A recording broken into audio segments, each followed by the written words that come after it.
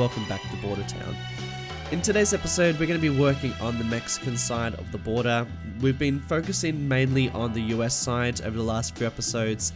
I built the border crossing, a bit of industry and commercial, and just started building a little bit of the residence. But in today's episode, we're going to be focusing on building pretty much the foundation of what I want the street networks to look around here, and what the border crossing is going to look like in Juarez on the Mexican side, and a bit of the road networks too. And it's going to be a little bit of a longer episode. That's probably good news to you guys. It's kind of bad news to me because I have to ramble for an extra 10 minutes. But it does mean that I do quite a lot of work, which is really good. We do make quite a bit of progress on this side, but pretty much just focusing on the detail work as well. But before I do get into all of that, I do just want to quickly announce that I'm going to be looking for people to create some custom billboards for this series. Now, I asked people to do this in a last series of mine, Springwood. Basically, I asked a lot of people to create custom billboards for this series, pretty much creating images, and the criteria is pretty much create an 80s style billboards that really fits in with the city. And the creativity and inputs from people was quite amazing. They were really, really fantastic. So I'm lucky enough to have an asset creator back on the team. That Evan created these amazing billboards last time, and he's happily going to do it again for this series. And I'm also going to need input from you guys. If you've got any talent in graphic design, or if you use Photoshop a little bit, or you just want to have a crack at it, because anyone can have a go at this. I'm really pretty much just after any sort of talent. If you are interested in creating some sort of billboard for this series, then go and jump onto the Discord. I've left a link in the description. We've got a whole chat group where you can pretty much bounce ideas from people and look at the specific criteria for the challenge, I guess, and even look at some inspiration for your idea for your billboard. Pretty much I'm after a Mexican-American-esque billboard, either advertising something within the actual towns or the cities, or either country. So I want you to think like more local buildings, so more local advertising. Because I've already got adverts for Subway and for Taco Bell, but I don't have any advertising for, Bill's Laundry that's, on so-and-so street. So, or even like something that is referencing the police, or if you want to pay tribute to yourself on this, as a billboard in this city, then go for it. I'm pretty much after anything. As long as it's like fits the general theme of this place, and is like kind of done in a creative way, then like fantastic. That'll probably end up being used as a billboard within the city. And I think that's like a really, really cool thing. It just adds a lot more uniqueness to the series, and it's also something that'll be uploaded to the workshop in a couple of months too. So it's not just, you won't just be seeing it here. If you do create an image that becomes a billboard, it'll be on the workshop as well, that you can use in your own pack as well. And the one that I created for Springwood, I didn't do anything actually. The one that you guys created for Springwood was really, really, really fantastic, and I did really well in the workshop, and I've seen a lot of people use those billboards. So yeah, definitely jump on board if you're interested in creating something like this. I think it's a really exciting challenge. It's something that I've been wanting to dive back into for a while, and I'm just really grateful that Evan is happy to do it again with me, because I know it takes a little bit of work for him to create these images into billboards.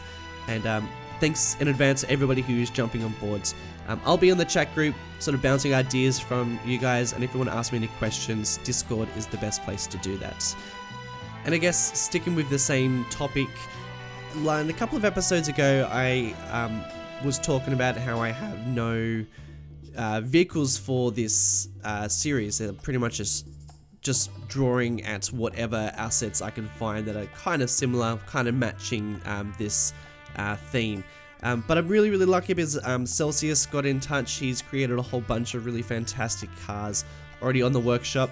and he got in touch and he's already started creating a Las Palmas police unit and a border patrol car, and he's even gone ahead and created a police, couple of different police cars that are going to be patrolling the Mexican side too.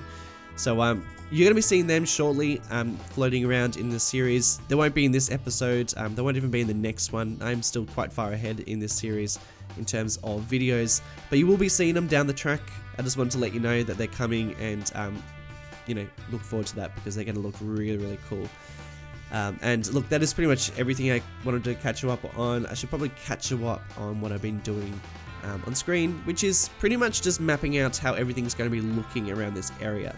I think I mentioned in the last episode that I really like, this is sort of like a least favorite style or way of building in city skylines. I generally like building in a more realistic manner, you know, sort of like building an entire neighborhood and working on just the road networks. You know, that's a bit more of a realistic manner of building.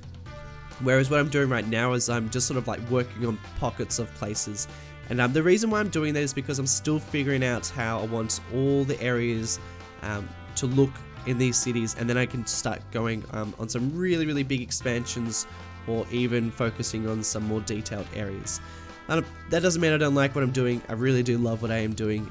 I actually love what I am doing right now, which is building this underground pass which dives underneath this border crossing. Actually, it runs underneath both border crossings, which is quite cool. And it runs parallel to this river, which I actually ended up naming the San Luis River, which was a name suggestion from Josh O'Keefe, who was a patron, and he came up with the idea, and I thought that was a really nice fitting name because it's the name of the river in Red Dead Redemption, which is based on the same river that I'm basing this off. So I thought it was a pretty nice fit. So it's now called the San Luis River, which is great, and I can actually pronounce it, which is even better. And you've seen me also just scope out a lot of the other areas that I'm going to be building around here over the next few episodes. You probably saw me build some roads that were quite unusual. They're pretty much marking where I want the other border crossings to be on the Mexican side. And they're going to be like a little bit different to the ones that I built in the previous episode. So they'll be, won't be exactly the same as well. And I'm starting to build some of my favorite features of this area, like one of the reasons why I even wanted to build this place in the first place. And that's this junction where the train line darts across the border and pretty much forks off across the river and over this highway too. And although it's quite like an interesting little design, I mean, of course it's not like massively complex, but I guess the way that it operates, it's quite complex because it is a freight line which is transporting goods from either side of the border, and I think that is quite unique for it to cross the river like it does. And then obviously it has to go through quite a lot of security points, and it looks like freight's quite a big part of both parts of the city, and I thought that was quite unique, and I really wanted to recreate it, so I pretty much followed it exactly how it looks. And I've actually been doing that quite a lot in this series. But I do promise I will be going on my own tangents pretty shortly. Reason why I'm following so much of the same structures is because I really wanted to capture a couple of main elements that I thought were really interesting, and then I'll probably put my own spin on it. Well, to be honest, I do put my own spin on it in this episode. You'll see me place down some buildings which look very different to the ones that actually exist in Juarez in the first place. Actually, a little bit about this area. So this particular area isn't going to have any residential or commercial buildings to it.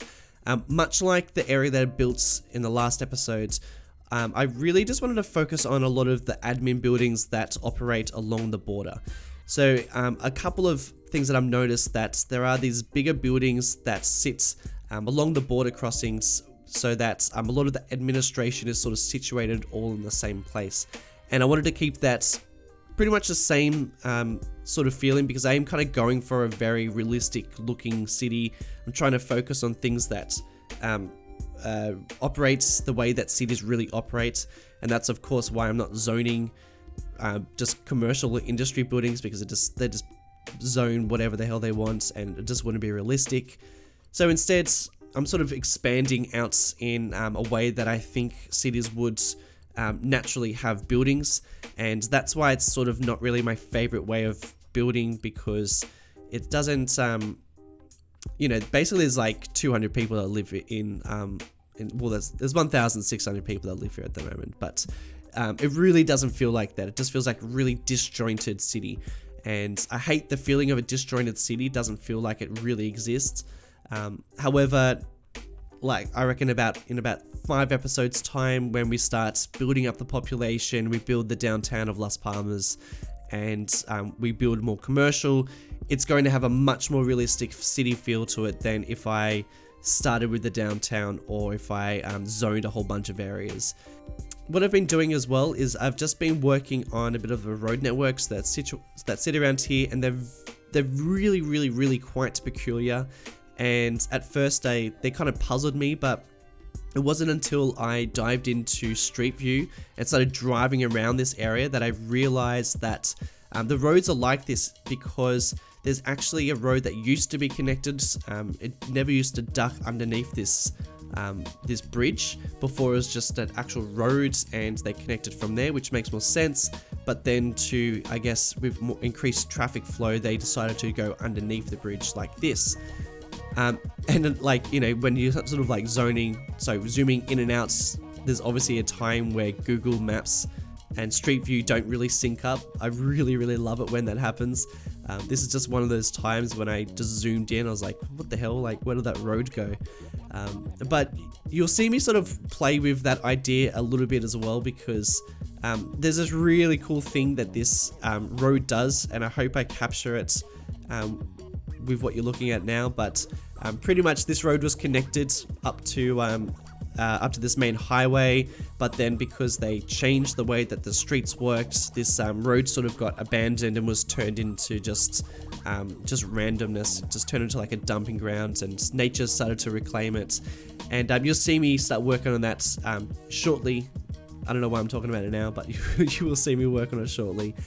And if you've been following the work that I do, they're the areas that I do really enjoy. They're the areas in real cities that I drive past and I go, like, what the hell did that used to be? Like, that's a really unusual looking area. They're usually areas that sit next to train lines, because train lines sort of create weird structures within cities. They sort of cut cities in half, or they pop up in weird places. And in order for me to create realistic cities, I think you need to take into account that there are very unusual places, and there are places within cities that don't really match up, and you drive past them and you scratch your head and you wonder what the hell they're used for. And I like those areas, and I like recreating them in City Skylines too. They're definitely not the most eye-pleasing cities I create, but they're the cities that I think are the most fascinating. I've just built like a custom car park, and I'd skip through a lot of it because it's boring as hell. Decided just to keep the bits that sort of showed that I built it. It doesn't function. A lot of the things that I build around here don't really function. The things that like need to function. For instance, these buildings here are commercial, and people do operate within them, even though I've just placed them down rather than zone them. But these cars are props. They don't do anything, and that's fine. They add to the aesthetic. But then the city will still function because all the buildings still exist within them, and the Sims still exist and still go to work, which is quite cool. And I just wanted to do some light detailing around here. I sort of wanted to keep a lot of this area quite open. I wanted there to be a lot of gardens and fields. Fields isn't really the right word, but they're not exactly all grassed off with immaculate gardens. They're a little bit more sort of rugged. A lot of these areas are quite rugged and dry, and there's only a select type of trees that are actually growing around here. So I really wanted to create the look of a landscape that was really quite rugged. And so I don't know what that word was meant to be, but I sunk down some rocks into this area and just poked them through, and they actually really nicely match up to the texture of the ground, which works pretty nicely. But I pretty much just wanted to keep this whole area only dotted with a couple of main admin buildings. The only people really driving around this area are people who are leaving the city or people who are driving to these admin buildings, which would be not very many. So this area in particular isn't just an area where you hang out. There's just a lot of transit going on. It's mainly roads. I guess at one stage it probably was a little bit more of a historical center for perhaps the city that was once the whole city, but now it's just a random admin area with a lot of cars and trains coming in and out. And I wanted to kind of keep it like that. And so it's not a very good representation of what the Mexican side of the border is going to look like. I think even the next episode is pretty much just me building the next border crossing. I'm not going to get into the main building of Juarez until like much later down the track. Beard Monkey is actually putting a lot of work into some really fantastic Mexican buildings that will be up on the workshop at some stage. Not until I get my hands on them though, and I use them in this series. Man, he's just such a bloody legend. I really can't wait to actually use them and see what he's come up with. But this is that road that I was talking about, that road that once connected up to this main highway, but is now kind of just this abandoned stretch of concrete that has pretty much been now reclaimed by nature and people who are just dumping things here. It's a really random stretch that intersects with this train line too. You're going to see some really nice cinematics of this train coming in and out along this line. Actually, the cinematics in this episode are just so damn tasty. You should really stick around. If you could only see the graph that shows how long people watch these videos for, it's like the first 30 seconds and then bam, I've got like only a fraction of people still watching.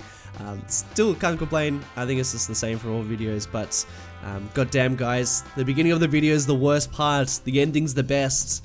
Stick around for that one. It's I'll leave the best to the last couple of minutes, so definitely stick around, or even just shoot there right now if you're about to fall off. Hey, just really quickly before I start talking about this building here, I'm sort of toying with this idea of getting rid of some of the snow-capped mountains, if not all the snow-capped mountains that I built when I first built this map. Let me know what you think. A lot of people are sort of saying that snow-capped mountains don't really exist in this area. I think I might have seen some pictures on Google Earth or Google Maps or whatever that had some snow-capped mountain. I was like, oh sweet, I'm definitely going to use some of those snow props that were on the workshop.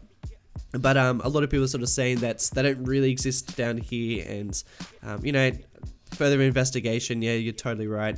Seems to only be like a very small time in the year that the mountains are actually capped with snow. And it wouldn't be just that reason that I'm thinking about getting rid of them. They are also not like the best looking assets from afar. They do look really nice. They're like the best you can probably ever get, but just when the light hits them and from different angles, they glitch out and they look a little bit strange. So I'm sort of thinking about getting rid of them. Unless you're massively attached to the snow on the mountains, then let me know. But if not, don't expect to see them in the next episode. So I'm probably going to get rid of them. And speaking of comments, somebody mentioned that the traffic lights that I'm using, the yellow ones, only really exist within New York. But I was just sort of checking some street view areas around El Paso, and they seem to be pretty accurate. They're not exactly the same ones, but I haven't seen anything on the workshop that are remotely the same, and the vanilla ones that come with the city skylines is like really far away from it. So I'm going to continue using the same ones, but if you are interested in creating some more El Paso-esque traffic lights, then like be my guest, that'd be fantastic. I am trying to get as close to the realism as possible, at least the essence of this area as possible. And also, massive thanks to everybody who got in touch about the border. Actually, that video went really well, so thanks everyone who tuned in for that one. And if you're here because of that video, then stick around. There's plenty more amazing things to come from that. Basically, a lot of people are saying that I was getting the terminology wrong. So the fast service The fast track over the border isn't called Nexus. That's for when you cross the border in Canada, and the one that when you cross the border in Mexico is called Sentry. So that's kind of annoying because there's a Nexus prop out there on their workshop at the moment, but there's no Sentry, so I might change that down the track. But for now, I'm just going to use Nexus, even though it's not exactly accurate. I think it's probably the closest thing we've got at the moment, so I'll keep it going. And a really cool addition that I'm going to add into the border, the actual crossing, is to add a whole bunch of really bright lights, like the big spotlights, because a lot of people are telling me that those places are just lit up like crazy. So I'm gonna go and add some really massive big spotlights. So I'm looking forward to adding in those little bits of detail. So a couple of things that I've taken on board seem to be that I kind of nailed it, which is crazy. Never really crossed a border like that before.